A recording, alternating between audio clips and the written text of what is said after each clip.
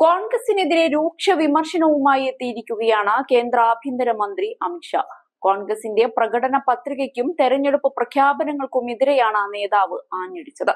കോൺഗ്രസ് തെരഞ്ഞെടുപ്പ് പത്രിക മുസ്ലിം ലീഗിനെ പ്രീതിപ്പെടുത്താനാണെന്നും പ്രകടന പത്രിക തയ്യാറാക്കാൻ കോൺഗ്രസ് ന്യൂനപക്ഷത്തിനും ഇടതുപക്ഷത്തിനും കരാർ നൽകിയിരിക്കുകയാണെന്നുമാണ് അമിത്ഷാ തുറന്നടിച്ചിരിക്കുന്നത്. ഞങ്ങൾക്കെതിരെ തെരഞ്ഞെടുപ്പിൽ മത്സരിക്കുന്നവരുടെ ഉദ്ദേശശുദ്ധി തുറന്നുകാട്ടേണ്ടത് ഞങ്ങളുടെ ഉത്തരവാദിത്തമാണ്. ഈ കാലഘട്ടത്തിൽ ഏതെങ്കിലും രാഷ്ട്രീയ പാർട്ടിക്ക് വ്യക്തി നിയമങ്ങളെ കുറിച്ച് സംസാരിക്കാൻ കഴിയുമോ? ശരീഅത്തിന്റെ അടിസ്ഥാനത്തിൽ രാജ്യം ഭരിക്കാൻ കഴിയുമോ? ഒരു വശത്ത് ഞങ്ങളുടെ പ്രകടന പത്രികയായ സങ്കല്പ് പത്രത്തിൽ ഞങ്ങൾ ഏകീകൃത സിവിൽ കോഡ് കൊണ്ടുവരുന്നതിനെ കുറിച്ച് സംസാരിക്കുന്നു. വ്യക്തി നിയമങ്ങൾ പ്രോത്സാഹിപ്പിക്കുമെന്നാണ് കോൺഗ്രസ് അവരുടെ പ്രകടന പത്രികയിൽ പറയുന്നത്. ഇത് വളരെ പ്രധാനപ്പെട്ട വിഷയമായതിനാൽ കോൺഗ്രസ് ഇതിന് ഉത്തരം പറയണമെന്നാണ് ഷായുടെ വാദം. എല്ലാവരുടെയും സമ്പാദ്യം കൃത്യമായി പരിശോധിച്ച് സമ്പത്ത് മുസ്ലിങ്ങൾക്കും നുഴഞ്ഞുകയറ്റക്കാർക്കുമായി പുനർവിതരണം ചെയ്യുമെന്ന് പ്രധാനമന്ത്രിയുടെ വാദത്തിന് അന്നത്തെ പ്രധാനമന്ത്രിയായിരുന്ന മൻമോഹൻ സിംഗിൽ നിന്നാണ് ഇത്തരമൊരു പ്രസ്താവന ഉരുതിരിഞ്ഞത് എന്നാണ് ഷാ പറഞ്ഞത്.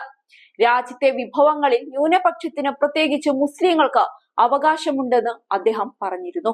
അതായത് സമ്പത്ത് പുനർവിതരണം ചെയ്യുന്നത് നിലവിലെ വിഭവങ്ങളിൽ നിന്നായിരിക്കും.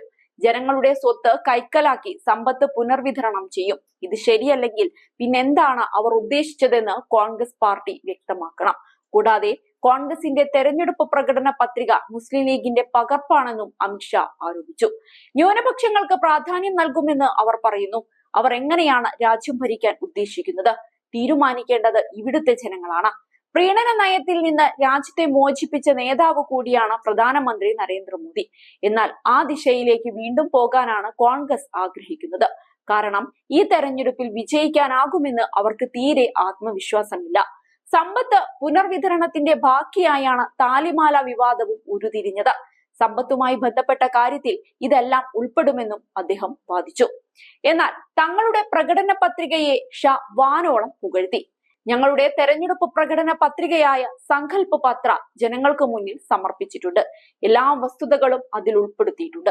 അവരുടെ കണ്ണിൽ പൊടിയിട്ടുകൊണ്ട് ഞങ്ങൾ ഒന്നും ചെയ്യില്ല എന്നാണ് അമിത്ഷാ പറഞ്ഞത്.